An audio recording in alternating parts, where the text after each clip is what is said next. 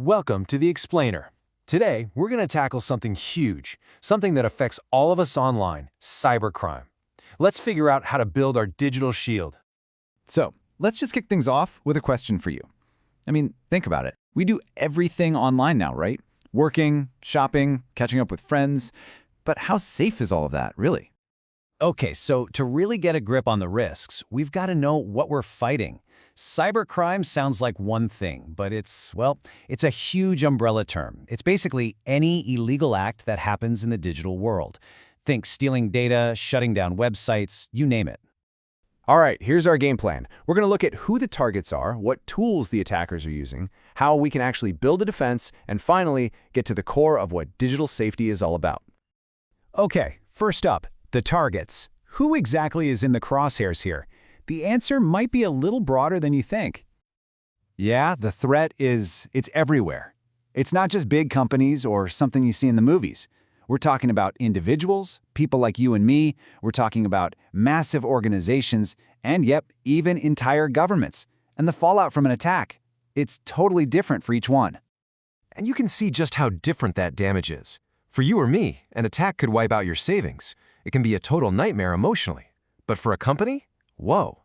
We're talking devastating financial hits, a complete shutdown of their business, and maybe worst of all, losing the trust of their customers for good.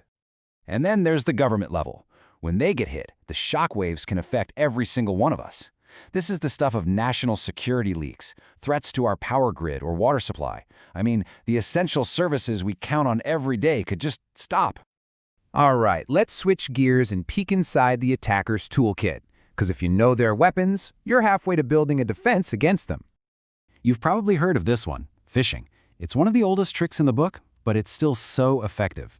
It's basically digital bait, a fake message, a fake email, designed to look totally legit, all to trick you into handing over your passwords or credit card info. And here's why it's so dangerous.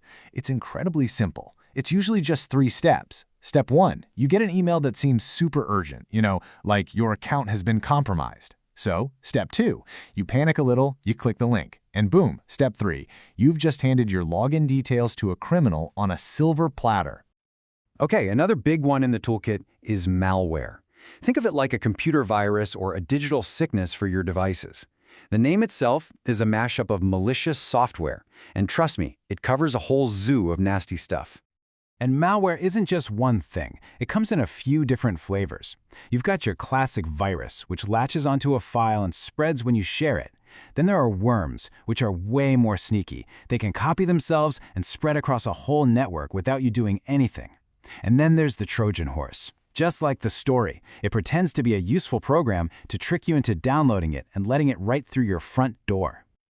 Okay, so we've seen the targets, we've seen the weapons. It's a little scary, right? So how in the world do we start building a defense? Well, it's not as simple as just buying an app. It takes a real plan. This is where the pros start. It's a process called security risk analysis. It sounds complicated, but the idea is simple. You have to be proactive. It's about taking a step back, looking at everything you need to protect, figuring out all the ways it could go wrong, and then deciding what you're going to do about it before it happens. And there's a proven method for this, a 6-step framework. You start with a survey. What do you actually have? Every phone, every laptop, every account. Then you determine the risks. After that, you analyze those risks. How bad would it be? How likely is it? That lets you create a strategy. Then you execute that strategy, and this is key, you never stop monitoring. The threats are always changing, so you have to. Let's make that a little more concrete. Here's a super simple example. Your asset, the company's email system. The risk, a phishing attack. So what's the strategy? It's a 1-2 punch. You use technology, like spam filters, but you also train your people, the human element, to spot the fakes. See? Tech and people working together. All right, for our last section, let's zoom out a bit. We've talked about the what and the how, but let's talk about the why. What are we actually trying to achieve with all this security stuff?